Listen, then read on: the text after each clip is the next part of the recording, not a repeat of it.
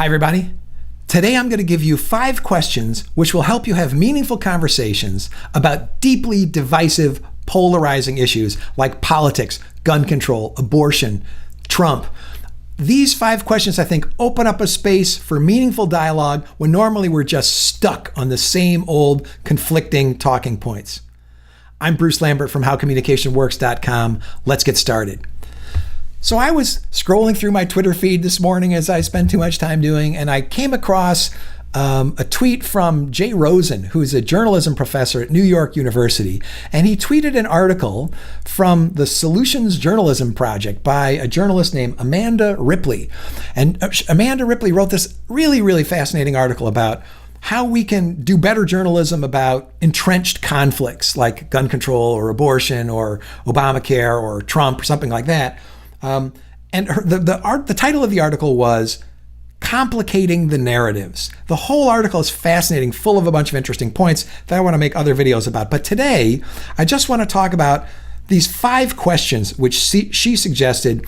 If we use them, we can have a more meaningful discussion even about a deeply entrenched conflict where we know we disagree with someone, say about gun control or abortion or taxes or Obamacare, something like that. These issues that divide us so deeply. So I'm going to get into these questions now. Question number 1, what is oversimplified about this issue?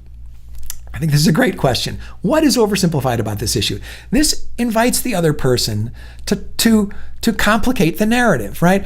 Instead of getting stuck on the same old accusations about what my position means versus your position, we can invite them into a different sort of space. What's oversimplified about this? Maybe they think our position is oversimplified.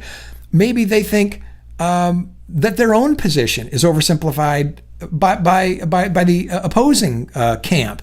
And they want to help us understand some of the complexity which they see that they think people are missing.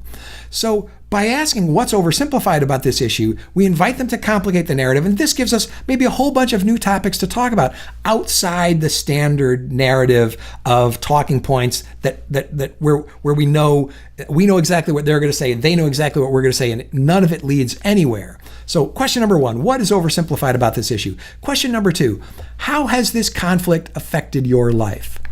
So this personalizes the issue. So instead of saying, why is it right or wrong? The discussion about why is it right or wrong and the attempt to give reasons about why my position is right and why your position is wrong hasn't gotten us anywhere in so many of these arguments. So this, how has this conflict affected your life, allows us to empathize with the other person more by trying to understand why might they have this position. These questions, Amanda Ripley says, these 5 questions help us get at the underlying motivations. That is why people hold these positions, not exactly asking them to defend these positions, which we know so often leads nowhere or leads to the same old deadlock. Instead, we ask them why they hold these positions, and not in an accusatory way, but in a way that invites them to complicate the narrative for us. How has this conflict affected your life? Invites them to tell us about why they hold this position. And in personal terms, which will teach us maybe more about them and the circumstances of their life and the situations that led them to hold their beliefs. And that might allow us to empathize with them more and maybe see the rationale behind their position in ways which we hadn't before. The third question, what do you think the other side wants? This is great because it forces the person to take the perspective of the opposition. And if you remember back to my empathy video, one of the 6 pillars of empathy is perspective taking. So how can we get someone to empathize with us who really maybe dislikes us or doesn't trust us because they see us as being on the other side of a divisive issue that's really important to them and central to their values? This question does that. What do you think the other side wants? And this allows us to hear how they see us, right? And so if they're being empathic, they can try to get in our heads and say what we want. But this gives us an opportunity to clarify. They can say, well, we think you want to take our rights away and take our guns away and let only the criminals have guns or whatever it is.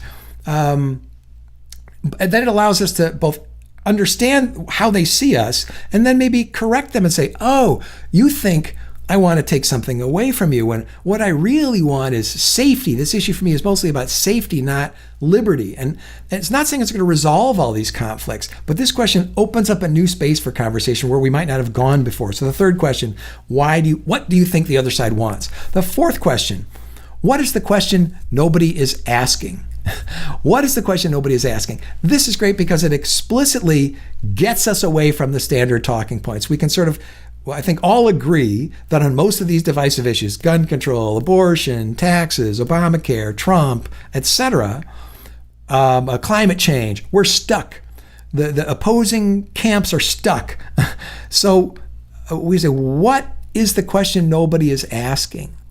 This complicates the narrative. This allows them to say, there's this aspect of the issue that I think is critically important and no one is asking about it. This lets us learn something about the other person. And maybe it's a question we haven't asked either. So we say, oh yeah, if we ask that question, all sorts of other issues come up. And maybe in asking that question, maybe there's common ground. All of these issues seek to get more deeply beyond the superficial conflict, pro-life or pro-choice, something like that, and to the underlying motivations for holding these positions. And then to complicate our motivations, to see that we're not two-dimensional people, liberal, conservative, something like that, but we all have life experience which brings us to these positions. And these questions help us get at the deeper reasons for the positions that we hold in a way that might allow another person to empathize with us, might allow another person to see the world through our eyes, and might allow us to see the world through their eyes. And even if we don't end up agreeing about these divisive issues, which I think is probably too much to ask in a particular conversation, these are not magic questions, but I think it might humanize the other person and maybe allow us to maintain a friendship or a family relationship, because I think all of us have lost friendships, have strained family relationships because we're end up on different sides of these polarized political conflicts with other members of our family or our friends. These questions rehumanize us in a way that allows us to empathize and take one another's perspective. So the fourth question, what's the question nobody is asking? And the fifth and final question, what do you and your supporters need to learn about the other side in order to understand them better? What do you and your supporters need to understand about the other side in order to understand them better? This question serves the similar purpose to all the others. It forces the person to articulate what they don't understand about us. And then that gives us an opportunity to try to explain ourselves better. We can't always speak on behalf of everyone who shares our views about certain political issues, but if they tell us what they don't understand, even just acknowledging that there's something about the other side that they don't understand, that they need to know in order to understand the other side better, that's a vulnerable thing to even say. And often when we're in these conflicts, we don't want to show any vulnerability. We don't want to say there's anything about you that I don't know. We often assume I know everything there is to know about you, or at least with respect to this conflict, I know everything there is to know about you. I've simplified you, I've caricatured you, I have stereotyped you.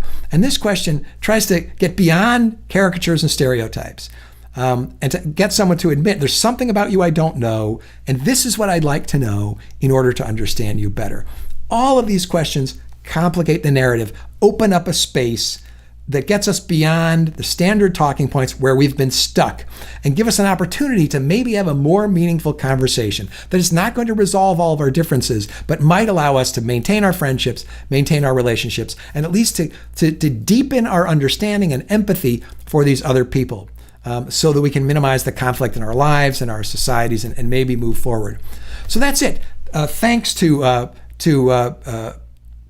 Jay Rosen, whose Twitter feed I found this on, and to Amanda Ripley, who wrote this great article. I'll link to the article below and hopefully make some more videos about some of the other issues which she raised about conflict resolution and mediation and approaches to these issues, because I think there's so much a part of all of our lives right now. We live in very conflicted times, and these interpersonal conflicts, I think, really put a tremendous stress and strain on all of us. And if we had better ways of talking about them, both if you are journalists or in the communication business, or if you're just in your own personal life and professional life, this will help us manage these conflicts.